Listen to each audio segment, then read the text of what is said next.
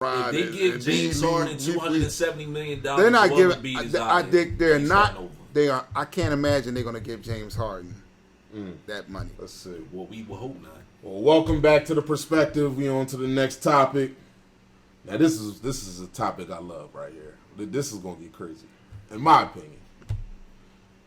Given with everything that's transpired this postseason, for Steph Curry and Kevin Durant, who's the better player?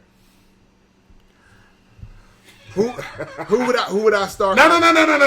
Who would you start out? Because that could be another question. But for right now, who's the better player career wise? Listen, I'm sorry, I gotta go with Steph Curry, man. Steph Curry. I gotta go with Steph. He's won. Well, I guess the conversation ain't gonna be that good because I was prepared for Kevin Durant. No. He's won. Tristan says Kevin Durant. No, I can't stop. All right. Personal accolades. Well, MVPs, team success. Steph Curry. You know what I find very hilarious? Steph Curry has had success without him. Kevin Durant has not had the same success without him. I feel like people had amnesia before Golden State. No. When Kevin Durant was with OKC, yes, they went to the finals. They did. But he showed up short in the finals. What about the playoffs after that? People forget he failed to close out Golden State up 3-1. 3-1. And then the next year, where do you go? Golden State. Golden State. Golden State. Nobody wanted to hear me out when I was talking my crap.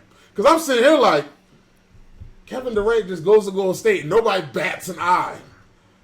And then outplays LeBron in the finals and says, I'm hearing the whole 3 years. Kevin Durant's better than LeBron. Here's what's I know that's crazy. That's crazy. Here's what's funny. His teammate in Jersey felt the same way about LeBron. Right. Yeah, that was crazy. He thought he was the man. And that made no sense to me. That's part of the segment is Kyrie Irving. Right. Yeah. Because what bothers me about this is before LeBron got there, you didn't do anything. You were looking good for highlights. People, see, Cleveland games weren't televised. They weren't. So nobody got to see Kyrie the full 82 games of the season. Okay. Did he have good stats?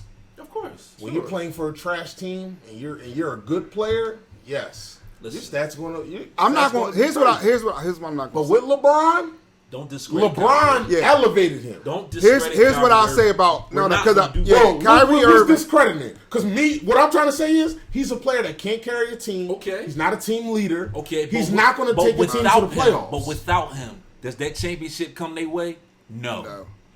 I mean, no. But here's the thing. Don't do that. But here's the thing. Hold on. Here's something though. Has LeBron done it? Had success in Cleveland without Kyrie? Without Kyrie, he took him to the finals the very next season. But did he win? But my whole thing, he did not win. But where did Kyrie take his team that he left for? Nowhere. And that's what we're saying. That's what we're saying. And that team, and remember that team he took to the championship had nobody. You can't sit here. You can't always go by what this player would have won without this player. You can't use that logic. That's like me saying Kobe and Shaq wouldn't have won without Robert Horry. That's a factual statement. Robert Horry hit a lot of game winners for them. He did. So, was Kyrie Irving a good player? I'm not saying he's not a good player. He is a good player. But he is exactly where he is before LeBron got there right now. What is he doing? Nothing. He's got Kevin Durant. And they have each other. They haven't won anything. And they got nothing. So as far as I'm concerned, it's an easy question. Steph Curry's better. LeBron took his team to the finals. But any way you want to slice it, they still ain't win. Talking about that team LeBron took to the finals after Kyrie left, he had nobody. J.R. Smith, Matthew Dellavedova. Stop naming all these great. Ooh, these great players. They just showed the memory of the J.R. Smith. Yeah. Listen. So, like I said, he had nobody. So, right. You're both GMs. Yes. Are you giving Kyrie Irving a max contract? I'm not. I'm not. I'm sorry. Well, he's on a 1 year deal. He's on a 1 year deal. And here's why, right? And here's why. Because I can't trust him. Exactly. His priorities, right? He's better than Ben Simmons, but his priorities are not, I'm going to win championships with my team. He's a selfish player. Yeah, he has everything. Whatever else. I don't understand why KD still takes up for the man. That's his best friend. You can still call out your best friend if he on some bull. Not when your best friend cuckoo for Cocoa Puffs. Right, you know what I mean? You don't. He might holler at him, then he go back to thinking the world is flat and all that kind of stuff. Like that dude on something else. Everybody's like, "Oh, COVID's over. Kyrie's gonna play all next season." He hasn't played a full season since Cleveland. Right. I don't understand. COVID ain't been around that long. If they do decide to give him a deal, it has to be incentive based. And it has to be 1 year deals only. That's the only way I feel like the team can feel comfortable giving him a deal. Yeah, I don't know what's going to happen with that, but I wouldn't. Me personally, as a GM, I wouldn't feel comfortable giving him that kind of money. But if they do decide to do that, that's what has to happen. It has to. Is he going to accept that, or is he going to leave? He might not have a choice. He may leave and go somewhere that's willing to pay him. That might just need a star. But he act like he didn't want to go anywhere else because when they was talking about trading him, what did he do? I'm going to retire. I don't want to go to these other teams.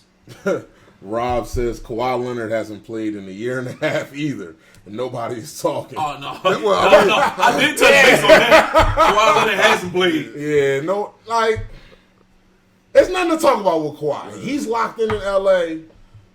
I mean, he tore his ACL, bubble, but he hasn't been seen since. I haven't seen nothing from the fun guys since. If this is a big if everything could just line up perfectly next season, for the West, just for the whole West, the Clippers, the Lakers, the Suns, the Mavericks, the Golden State Warriors, the Memphis Grizzlies, that's going to be the hardest conference, hands down.